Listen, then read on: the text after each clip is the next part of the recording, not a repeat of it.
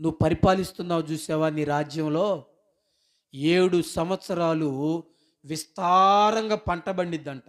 హల్లెలూయా. ఏం పండిద్ది? విస్తారంగా ఏం పండిద్దండి? హల్లెలూయా.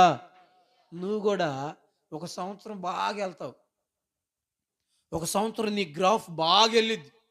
అందరు నిన్ను బలకరిస్తారు. నువ్వు ఉన్నతమైన స్థాయిలోకి వెళ్తావు. అయితే దేవుని పక్షంగా నిన్ను బలపరిచినప్పుడు తర్వాత వచ్చే శ్రమలను తట్టుకొనుట కొరకై ఈ బలపరిచినప్పుడు ఒక పక్కన ఏం చేయాలి మనం? ఏం చేయాలి? బీమా పాలసీలు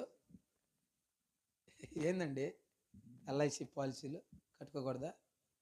పిల్లల విషయంలో, భార్య విషయంలో, భర్త విషయంలో. మరి దేవుణ్ణి ఎందుకు నమ్ముకున్నావు నువ్వు? ఎప్పుడు బట్టినా ఇంకా ఇదే పరిస్థితులు ఉండకూడదు. ముందు జరగబోయే దానిని యోసేపు చెప్తున్నాడు. 7